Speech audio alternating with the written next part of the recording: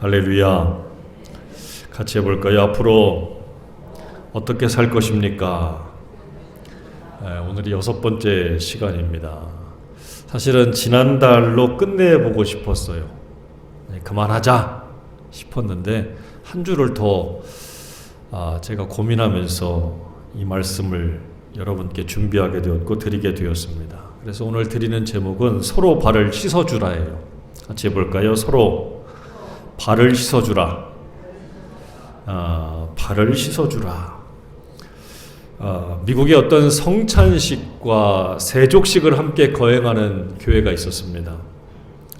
예수님이 제자들의 발을 씻어준 것처럼 목사님도 교인들의 발을 씻어주면서 섬기겠다는 그런 마음으로 교회 목회를 했어요. 좋은 의미잖아요. 의도가 얼마나 좋아요. 그런데 세족식을 할 때마다 어떤 집사님의 의문을 품기 시작하는 거예요. 아니 왜 우리 목사님은 항상 오른발이 아니라 왼발을 먼저 닦아주지? 별걸 다 고민을 해. 하여간에. 이 세족식을 할 때마다 그렇게 느끼다가 어느 날은 세족식을 끝나고 났는데 이 집사님이 참지를 못하고 드디어 목사님을 면담을 하고 항의를 했습니다. 목사님, 왼발이 아니라 오른발 먼저 닦아주세요. 이게 더 성경적 아닙니까? 오른편을 먼저 해줘야지 왜 왼편만 자꾸 합니까? 그랬더니 목사님이 하는 말이 아니 제가 마주보고 있는 입장에서는 왼발을 닦는 게 먼저 좀 자연스러워요. 그리고 성경 어디에도 오른발 먼저 닦아라 왼발 먼저 닦아라 하는 말이 없어요. 그러니까 그냥 이 닦아주는 사람이 좀 자연스러운 그런 마음으로 하면 되잖아요. 이렇게 얘기를 하는 거예요. 그래서 이걸 받아들이지 않았어요. 근데 이제 문제가 된 거예요. 집사님은 자기 말을 안 받아줬다고 이게 화가 나서 자기 뜻에 동조하는 사람들을 불러 모아서 결국은 논쟁을 벌이고 마침내 교회가 쪼개졌어요. 그래서 나가가지고 교회를 세웠어요. 라이프 철치라고. 오른발 교회. 무슨 발 교회? 니네는 왼발 해라 우리는 오른발 하겠다. 그게 뭔 발인지 모르겠어요. 이게 실화래요. 교회가 쪼개지는 이유도 참 가지각색이지요. 오른발 먼저 닦을래 왼발. 여러분 그런 거 가지고 저한테 따지시면 안 돼요. 왜 이런 일이 벌어질까? 이건 교회의 진짜 의미를 몰라서 그래요.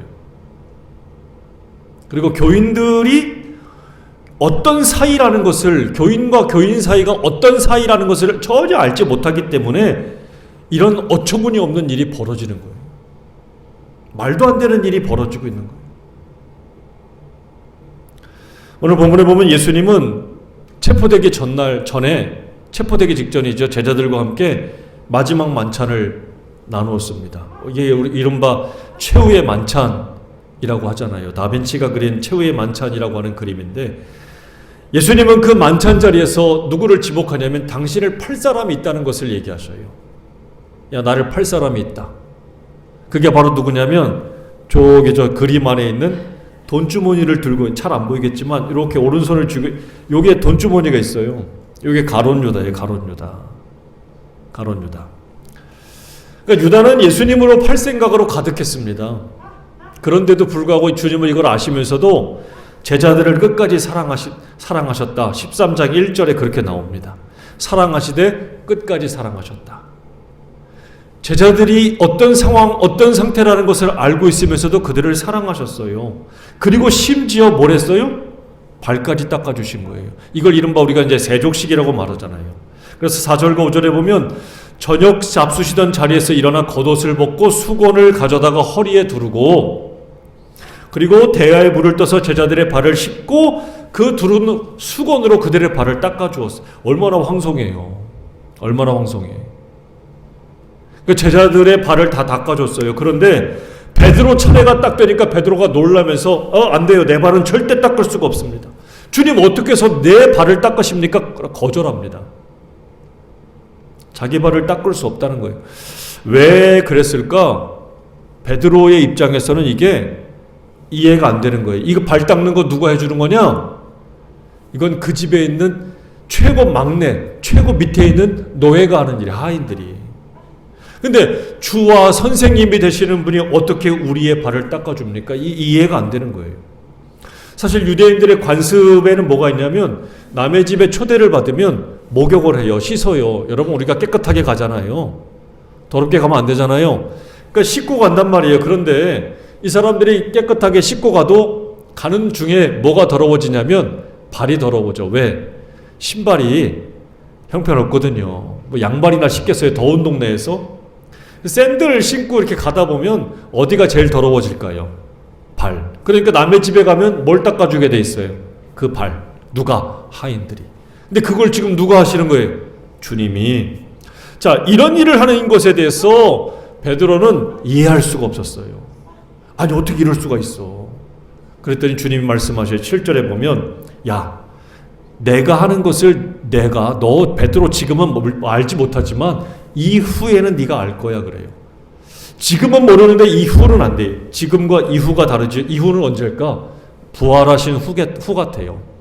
내가 부활한 다음에는 내가 왜 이렇게 했는지 너는 분명히 알 거야. 자, 이렇게 말씀하셨거든요. 자, 그런데도 베드로가 완강히 거절해요. 그래도 안 돼요. 그래도 안 돼요. 그때 주님이 8절에 뭐라고 말씀하십니까? 야, 내가 너 발 안 닦아주면 너 나하고 상관없어. 그때 베드로가 깜짝 놀래요. 그러면서 9절에 뭐라 그럽니까? 아유 주님 그러면 안 돼요. 손도 닦아주시고 머리도 닦아주시고 막 그렇게 다 닦아주세요 그러는 거예요. 아니 목욕을 해라. 이 지금 베드로는 주님의 말씀을 이해하는 거예요? 못하는 거예요? 몰라요. 왜 모를까? 요한복음에는 특별히 그런 장면들이 굉장히 많이 나와요. 주님이 말씀하실 때 사람들은 잘 이해를 못해요. 이 요한복음 4장에 사마리아 여인도 나오는데 예수님이 물 얘기를 하니까 이 여자는 우물에 있는 그 마시는 물만 자꾸 생각해요. 예수님은요, 당신 자신이거든요. 자기가 영적인 물이에요. 나를 믿고 나를 영접하는 사람은 영원히 목마르지 않다라고 말씀하시는 건데 이 여자는 그런 물 있으면 나 좀 줘요. 내가 물 길러 오지 않게. 그러니까 차원이 다른 거예요. 영적 세계와 육적 세계가 갈라져서 계속 그것이 평행선처럼 이 요한복음에 나타나는데 베드로도 그러는 거예요. 베드로도 주님 말씀을 이해를 못하는 거예요. 계속 그냥 눈에 보이는 대로 육적 세상으로만 계속해서 보기 때문에 주님의 말씀을 지금 이해를 못해요. 근데 그걸 누가 알아요? 주님도 알아. 그래서 지금은 몰라 네가. 내가 백날 얘기해도 넌 몰라. 그런데 언제 알아? 내가 부활하면 너 알 거야. 이렇게 말씀해 주셔요. 자, 그러면서 10절에 말씀하시죠. 예수께서 이르시되 이미 목욕한 자는 뭐만 씻으면 돼? 발밖에 씻을 필요가 없느니라. 남의 집에 초대받았을 때에 이제 그 집에 도착하면 뭐만 닦아요? 발만 닦으면 되는 것처럼 너희들은 이미 온몸이 깨끗해. 너희가 깨끗하나 다는 아니야. 발은 닦아야 돼. 라고 말씀해 주셔요. 여러분, 누가 깨끗하게 씻겨주십니까 지금? 주님이 깨끗하게 씻겨주셔요. 근데 이 씻겨주는 분이 원래는 누구예요? 씻겨주는 사람은 원래 노예입니다. 가장 낮은 사람이에요. 그런데 누가? 예수님, 주와 선생이라 불리는 주님이 엎드려서 누구 앞에 엎드렸습니까? 제자들 앞에 엎드려서 그들의 발을 닦아주셔요. 그러니까 이 말씀이 바로 뭐냐면 섬김과 높임을 받으려면 그 분이 제자들 앞에 엎드린 것처럼 너희들도 그래야 된다는 거예요.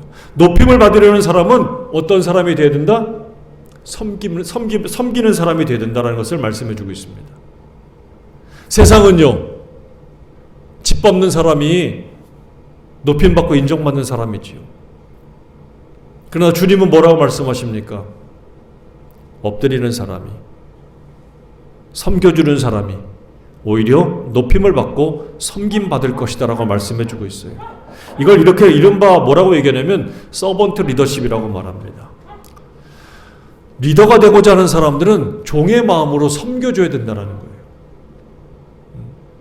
저희 모교에 있는 그 교수님이 있는데 유성준 박사님이라고 이분이 저희 학교에서부터 쭉 있었는데 이분이 지금 매 전국으로 다니면서 강의하시고 가르치는 내용이 바로 이거예요. 서번트 리더십.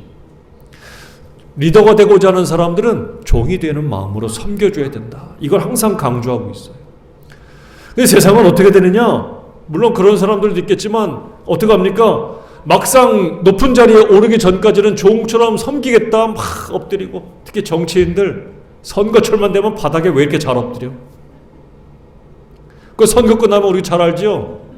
뭐 어디서 감히 이런 것들이 이러면서 막 함부로 하고 사람들을 무시하고 멸시하는데, 여러분 그런 사람들 뽑으면 안 돼요. 이거 아주 주인의 리더십을 가지고 있어요.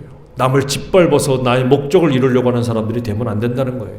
그러니까 저는 이 말이 싫어요. 어디서 감히 이런 말 하면 안 되거든요, 사실은. 근데 오늘 말씀이 과연 이렇게 높임을 받고자 하는 사람은 섬겨야 된다, 이 말만 하려고 주님이 이 말씀을 하신 걸까? 아니에요.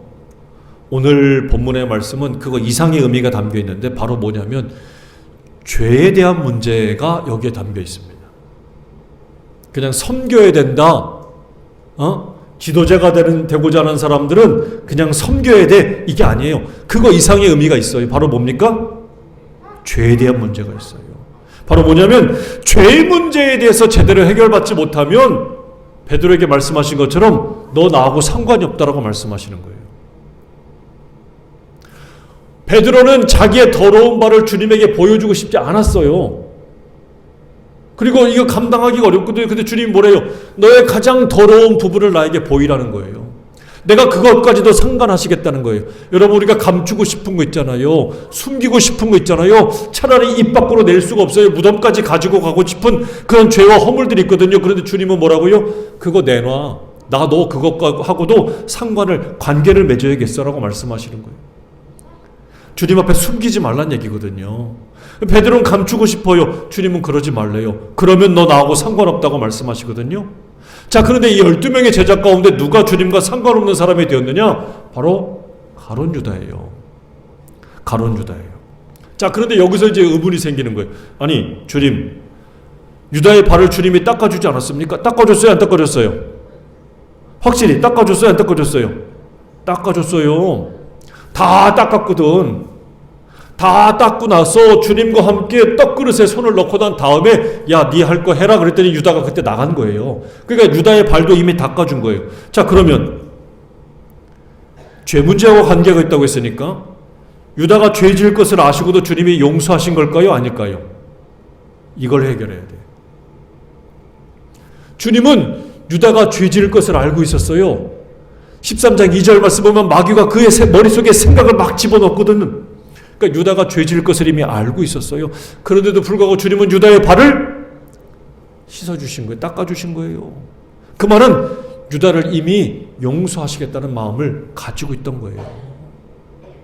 아니, 이런 유다를 어떻게 용서하셔? 저는 분명히 용서하셨다고 봐요. 이미 범죄할 것을 알면서도 유다의 발을 닦아주었기 때문입니다. 자, 그러면 그 다음에 문제가 또 하나 있어요. 바로 뭐냐면, 아니, 그러면 유다는 주님과 함께 천국에 있겠네? 주님과 함께 주님 곁에 있을까요? 아니에요.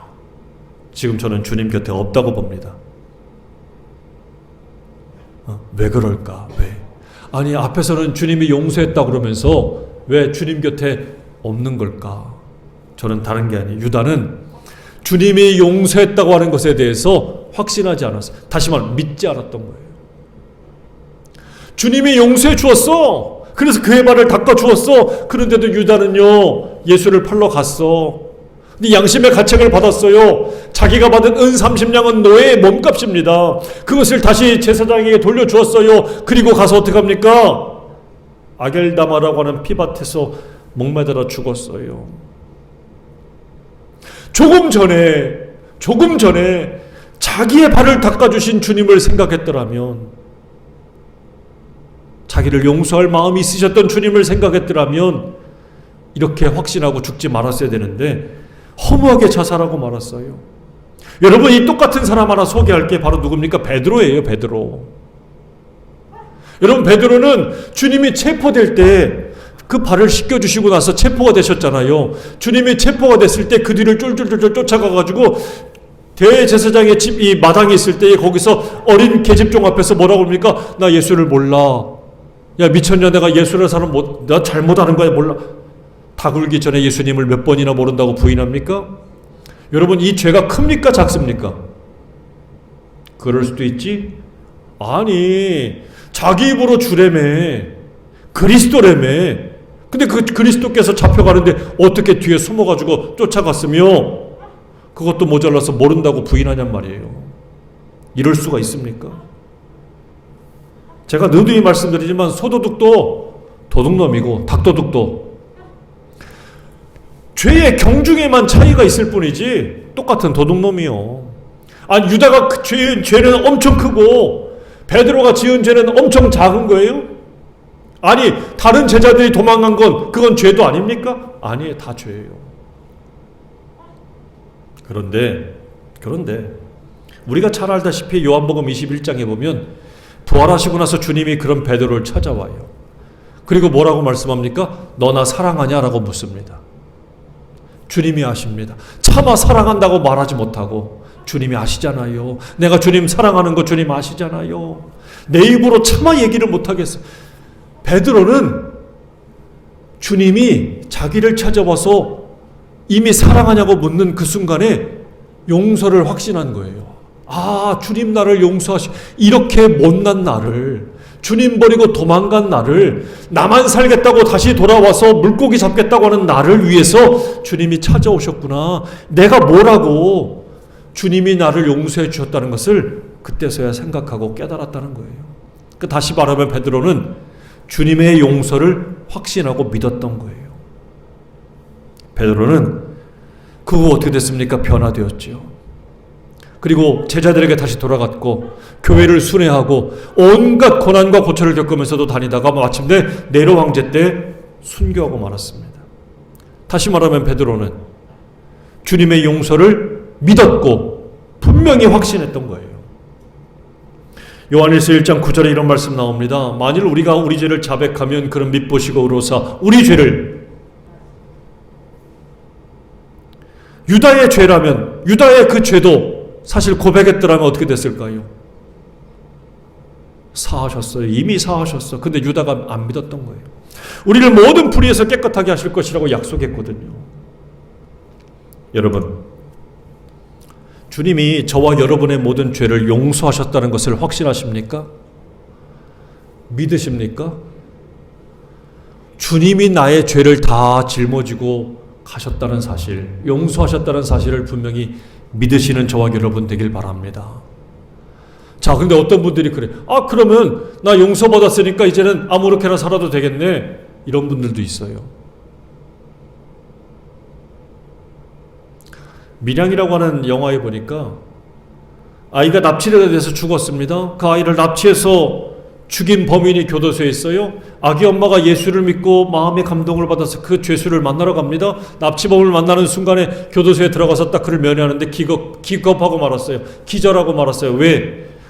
자기는 용서한 적이 없는데 범인은 교도소 안에서 하나님이 자기를 용서했다는 거예요. 그러니까 네가 와서 나를 용서하고 말고 상관이 없다라고 아주 뻔뻔한 태도를 보입니다. 저는 그게 한국 영화가 우리 기독교회를 꼬집은 거라고 생각했어요. 왜냐하면 용서를 이만큼만 알고 여기까지만 알고 있어요. 아닙니다, 여러분. 용서를 확신하면 그러면 그걸로 확신만 하면 끝나는 걸까? 이런 사람들이 적어도 참 많이 있다는 사실이에요. 아닙니다, 여러분. 용서를 확신했다는 의미는 바로 뭐냐면 아, 나 용서받았으니까 아무렇게나 살아도 돼가 아니라 용서받은 베드로처럼 살아야 된다는 얘기예요. 용서받은 베드로는 어떻게 됐습니까? 제자들에게 다시 돌아갔어요. 그 제자들을 가르쳤습니다. 교회마다 순회하고 격려하고 이제는 절대 무슨 일이 있어도 주님을 떠나지 않고 마침내 주를 위해서 십자가에 거꾸로 매달려 죽을 수 있는, 목숨 바쳐서 일할 수 있는 그런 사람으로 살았다는 사실이에요. 다시 말하면 용서를 확신하는 삶은 바로 무엇입니까? 내 모든 삶의 변화와 행동이 있다는 사실입니다. 그렇게 따라서 살아야 되는 거예요. 이게 용서받은 사람의 삶입니다. 그냥 말로만 용서받았어가 아니라는 거지요. 내가 용서를 확신한다면 그 말씀과 뜻대로 살아가는 거예요. 할렐루야. 그리고 14절에 주님이 이런 말씀을 또 하셨어요. 내가 주와 또는 선생이 되어 너희 발을 씻었으니 같이 읽습니다. 시작. 너희도 서로 발을 씻어주는 것이 옳다. 이게 옳대요. 주와 선생이 되신 예수님께서 제자들의 더럽고 냄새나는 발 앞에 엎드려서 깨끗이 닦아 주었어요. 그런 것처럼 우리도 서로 깨끗이 닦아주라, 그런 말씀이거든요. 그러면 앞에서도 말한 것처럼 서로 섬기고 봉사하라, 이런 의미일까? 그것도 맞아요. 그런데 앞에서도 말한 것처럼 그 이상의 의미가 있어요. 이상의 의미. 아까도 뭐라고 그랬습니까? 죄에 대한 문제라고 그랬잖아요. 자, 그럼 어떤 죄일까? 유다의 죄를 이미 아셨어요? 그럼에도 불구하고 그의 발을 닦아주셨지요? 자, 그런 것처럼 너희도 서로의 죄에 대해서 용서하고 씻겨주어라. 섬기는 걸로 끝나는 게 아니라 그 이상의 의미가 있다면 바로 뭐냐면, 제가 지은 죄에 대해서도 어떻게 해요? 너 나처럼 씻어줘야 돼. 닦아줘야 돼. 이 말이에요. 그래서 주님이 뭐래요? 이게 옳대요. 예수님의 제자들의 발을 씻기신 것은 우리에게 상대방의 죄를 어떻게 하라고요? 씻겨주래요. 제가 몇 주 전에도 노아의 가족들, 노아의 아들에 대해서 말씀을 드린 적이 있지요. 노아가 술에 취해서 장막 안에서 벌거벗고 잠든 걸 둘째 아들 함이 그걸 보고 들춰냈지요. 큰아들 셈과 막내아들 야벳은 그것을 들고 뒤에 듣고서 들어가서 아비의 하체를, 허물을 가렸습니다. 아비가 깜짝 놀래 깬 다음에 그 사실을 알고 나서 함을 저주했고 그의 후손 가나안까지 저주했고 첫째 아들과 막내 아들은 축복했어요. 그리고 나서 뭐라 말씀드렸습니까? 허물을 들추지 말자. 이게 하나님이 기뻐하는 일이 아니다라고 말씀을 드렸어요.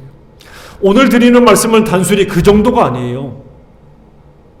그거 이상의 의미를 오늘 말씀하고 있는데 그게 바로 뭡니까? 너 저 사람의 죄까지도 씻겨줄 수 있어야 돼 라는 의미예요. 그 사람이 바로 누구냐면 유다의 유다. 야 베드로야, 유다의 죄까지 너 씻어주는 게 옳은 거야. 야 안드레야, 너 유다의 죄까지 씻어주는 게 옳은 거야. 야 요한아, 너 도망가는 베드로의 죄까지 씻어주는 게 옳은 거야. 주님이 그러면서 발을 닦아주셨다는 사실입니다. 여러분 앞에서도 말했지만 예수님이 체포될 때 제자들이 다 도망갔어요. 이 그림에 보면 특별히 보세요. 저 파란 담요가 있고 거기에 한 남자가 상체가 벗겨졌지요. 이 뻘거벗기고 잠을 자다가 뻘거벗기고 혼입을 하나만 이렇게 입고서는 덜 걸치고서는 온 거예요. 주님이 있는 그 자리까지. 이 사람이 누굽니까? 마가의 마가. 차마 자기 이름을 쓰지 못했지. 마가의 마가. 이렇게 도망간 제자들, 자기 주님을, 자기 스승을, 자기 주를, 그리스도를 내팽개치고 도망간 제자들의 죄는 가볍고 작습니까? 그런데도 불구하고 주님은 그들의 죄를 이미 알면서도 어떻게 해요? 발을 닦아주었어요. 이미 용서하신 거예요. 주님은요, 우리가 죄가 있다는 것을, 죄 지을 것을 알면서도 이미 용서하시는 분이에요. 그래서 뭐라고 말씀하십니까? 너희도 서로 발을 씻어주는 게 옳다. 나처럼 서로가 서로의 죄에 대해서 씻어주는 게 옳다. 그래서 주님이 용서하신 것처럼 우리도 뭐하라? 용서하라고 말씀하십니다. 그 의미를 다시 말하면 유다가 지은 그 죄까지도 너희들이 짊어져야 돼, 이 말이에요. 베드로가 나를 모른다고 부인하는 그 죄까지도 너희가 жил어져야 돼. 다른 제자들이 다 뿔뿔이 흩어져 도망가는데 그것까지도 너희들이 다 짊어져야 돼. 서로가 서로의 죄를 씻어주고 덮어주는 게 옳은 거야 라고 주님 말씀하셔요. 그런데 제가 요즘에 교회에서 문제가 생기는 교회를 봐요. 교회가 문제가 생기니까 어떻게 되느냐? 서로의 죄와 허물이 보이면 어떻게 됩니까? 오늘 이 말씀처럼 하는 교회를 별로 못 봤어요.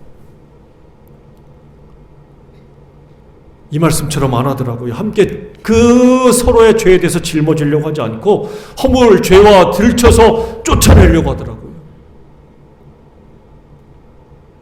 없는 것도 만들고 막 작은 것도 침소봉대해서 크게 만들고 나서 막 그렇게 쫓아내려고 하는 교회를 제가 지금 목격하고 있고 제가 그걸 바라보고 있어요. 얼마나 요즘에 마음이 아픈지 몰라요. 제가. 1960년대에 나이 30이 되신 분이 아주 일찍 장로가 되신 분이 있었습니다. 30에 장로가 됐어요. 굉장히 일찍이죠. 굉장히 열심히 있는 분인데 이 장로님은 장로가 돼서 장로의 사명이 바로 뭐냐? 교회 안에서 잘못한 사람이 있으면 색출해가지고 징계하는 게 자기의 사명인 줄 아셨던 분이에요. 근데 당시에 1960년대 우리나라에 뭐 어떤 일이 있었냐면 방언운동이 막 일어났습니다. 막 여기저기 기도할 때마다 막 방언들이 막 쏟아져 나오는 거예요. 막. 그래서 당시에는 방언 못하면 교인도 아니다. 막 이런 얘기까지 들릴 정도로. 그거 아닙니다. 방언 못해도 교인이고 구원 받습니다. 자, 그런데 그렇게 막 난리가 났을 때에 이 교회 목사님이 방언하는 걸 싫어하셨어요. 그래서 이 방언은 마귀 역사라고 얘기해버린 거예요. 그러니까 장로가 딱 보니까 그 말이 맞는 것 같아. 그때부터 어떻게 되는 거예요? 기도할 때마다, 특히 새벽 기도 때마다 다니면서 방언으로 기도하는 사람을 색출하기 시작하는 거예요. 어떻게 색출할까? 가가지고 딱 교회 불 꺼지고 기도하기 시작하면 자기 기도 안 하고 그 사람 옆으로 살살살살살 가는 거예요. 뭐 하는 거 보려고, 기도하는 거 들어보려고, 방언으로 기도하는지 아닌지를 막 알아보려고 색출하는 거예요. 그러면서 교회에 소문 났습니다. 장로가 교인들을 방언하는지 안 하는지 색출하고 다닌다고. 막 소문이 난 거예요. 그래가지고 어떤 분은 새벽 예배 1시간 전에 미리 와가지고 기도한다는 거예요. 근데 그 사실을 또 알고 장로가 어떻게 해요? 자기도 1시간 전에 미리 와서 기도하는 사람을 또 찾으러 막 다녀요. 이 말도 안 되는 역사가 우리 교회의 역사 속에 있었어요. 그런 일이 있었어요. 여러분, 교회가 이런 곳일까요? 잘못하는 사람들을 찾아가지고 색출해서 징계하는 데가 교회일까요? 그런 아주 숨막히는 분위기를 만드는 게 진짜 교회고 주님의 뜻일까요? 아니에요, 여러분. 마태복음 18장 18절에 이런 말씀 나옵니다. 진실로 너희에게 이르노니 무엇이든지 너희가 땅에서 매면 하늘에서도 매일 것이요 무엇이든지 땅에서 풀면 하늘에서도 풀리리라. 뭐에 대한 얘기입니까? 죄에 대한 얘기예요. 너희가 이 땅에서 죄를 풀어주면 하늘에서도 풀릴 거야. 너희가 이 땅에서 죄 있다고 매면 하늘에서도 매일 거야. 그 말이에요. 그 말입니다. 교회가 어떤 이의 죄를 풀어주면 하늘에서도 푸시겠다는 뜻이에요. 다시 말하면 제가 처음에 얘기한 것처럼 오른발 교회인지 왼발 교회인지 이 교회가 어떤 곳인지 전혀 모르니까 그런 어처구니 없는 일이 벌어진 거잖아요. 교회는 바로 뭘까요? 교회는 죄로 묶인 사람을 풀어주는 것이 교회예요. 그럼 교인들은 뭐 하는 사람이냐? 주님이 옳다고 그랬잖아. 서로가 서로의 발을 닦아주는 게 교회예요. 다시 말하면 서로가 서로의 죄를 씻어주는 게 교회고 교인이라는 뜻입니다. 그게 교회고 교인이에요. 여러분, 이 교회가 이걸 잃어버리니까 어떡합니까? 세상 법정으로 소송하고 싸우고 다투고 갈라지고 찢어지는 거예요. 이거 몰라서. 주님의 이 말씀을 안 지켜서. 그러나 이 말씀 주님이 분명히 하셨잖아요. 교회가 바로 이거야. 죄를 풀어주는 거야. 서로의 발에 그 더러운 냄새나는 죄를 씻겨주는 거예요. 제자들이 복음을 전하다가 정말 더럽고 치사하고 안 입고 온 사람들을 만났을 거예요. 야, 이 사람은 나에게 정말 방해꾼이구나. 이 사람은 정말 왜 나를 쫓아다니면서 이렇게 못살게 굴지 하는 이런 무례하고 아주 아나무인 같은 사람들을 만났을 거예요. 근데 그때에 무슨 생각을 했을까요? 그때는 무슨 생각을 했을까요? 야, 더럽다, 치사하다. 내 저 인간들을 그냥 아주 그냥 어떻게든지 내가 복수를 해야지? 이랬을까요? 응? 야, 밤길 조심해! 막 이러면서 뒤쫓아가가지고 때려줬을까요? 아니에요. 그때 아마 생각했을 거예요. 야, 주님이 내 발을 닦아주셨지. 주님이 저 유다의 발도 닦아줬지. 야, 주님이 저 배신자 베드로의 발도 닦아줬지. 내 발도 닦아줬지. 그리고 뭐라고요? 우리 보고 서로 닦아주라고 그랬지. 나 같은 놈의 발도 닦아줬는데 나를 못살게 구는 저 사람의 발도 닦아줘야겠구나라고 생각하지 않았을까요? 교회는 서로가 용납하며 주님과 한 몸과 되는 곳이란 얘기입니다. 우리가 한 교회의 교인이 된 것은 단지 예배를 같이 드리는 사람으로 모인 것이 아니라 그 이상의 의미가 있어요. 서로의 죄를 가려주고 씻겨주는 관계가 되었다는 것입니다. 그러므로 주님의 참 제자는 죄인을 용서하는 사람이고 다른 이의 죄를 대신해 회개할 수 있는 사람입니다. 내가 지은 죄가 아니지만 저 사람의 지은 죄를 알거든 끌어안고 눈물 흘리고 내가 통해자복 회개하는 사람이 된다는 얘기예요. 그게 진짜 봉사고 헌신이고 섬김이고 사랑이란 얘기입니다. 사실 다른 사람이 죄를 지으면 우리는 대부분 다 말해요. 열이면 열이 그렇습니다. 나하고 뭔 상관이야. 저는 교회가 갈라지고 찢어지는 자리에서도 지켜보면 그런 말을 들어요. 아유, 저건 우리 교회도 아닌데. 남의 교회가 그러는데 나하고 무슨 상관이야. 그럴 때가 많아요. 근데 주님은 뭐라고요? 너희도 서로 발을 씻어주는 게 옳다라고 하셨습니다. 형제의 죄를 씻어주면 언젠가 그 형제가 너의 발도 너의 죄도 씻어주는 때가 올 거다라고 말씀하시는 거예요. 내가 씻어주면 언젠가 누군가가 나의 죄도 씻어주는 때가 올 거라고 말씀하시는 거예요. 그러므로 저는 오늘 이 말씀, 앞으로 우리가 어떻게 살 거냐고 하는 이 말씀을 여러분께 또 드리는 이유는 우리가 한 번 더 생각해 보자예요. 서로의 발을 씻어주는 주님의 참된 제자, 주님의 참된 형제로 사는 것, 이것이 우리가 앞으로 어떻게 살아야 될 것인가에 대한 대답입니다. 여러분, 어떻게 살아야 되겠습니까? 우리가 사실 요즘에는 가족들끼리도 서로의 죄를 들춰내고 고소고발이 난무하는 시대고 때리고 죽이는 시대예요. 가족의 의미도 모르겠지만 교회도 예외가 아니고 마찬가지입니다. 여러분, 서로의 발을 씻어주는 것이 옳다. 너희가 서로의 발을 씻어주는 게, 서로의 발을 닦아주는 게, 서로의 죄와 허물을 닦아주는 게 옳으니라 라고 주님 말씀하십니다. 우리가 어떻게 살아야 되겠습니까? 서로의 죄와 허물을 보거든 들춰서 고소하고 고발하고 고소해하고 기뻐하지 마시고 그 죄를 마치 내가 지은 죄처럼 끌어안고 내가 통회자복하고 내가 주님 앞에 회개하고 그를 위해서 간절히 기도하는 저와 여러분 되시길 바랍니다. 그리하면 언젠가 여러분의 그 죄를, 여러분의 허물을 누군가가 덮어주고 깨끗하게 씻겨주고 닦아주고 용서해줄 날이 반드시 이룰 줄로 믿습니다. 그렇게 살 수 있는 주님의 참된 제자로 살 수 있는 저와 여러분 되기를 주의 이름으로 축원합니다. 기도하겠습니다. 아버지 하나님, 오늘 이 말씀 앞에 우리를 세우셨으니 앞으로 우리가 이 말씀대로 살게 도와주시옵소서. 부디 죄와 허물을 보고 들춰내고 비난하고 정죄하는 자가 아니라 주님처럼 그 더럽고 냄새나는 발까지도 그 더러운 추악한 죄악까지도 씻겨주고 덮어주고 가려줄 줄 아는 주님의 참된 제자가 되게 하시고 이 교회 성도들이 되게 하여 주시옵소서.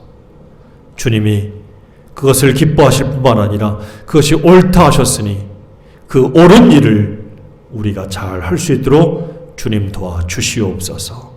예수님의 이름으로 기도드립니다. 아멘.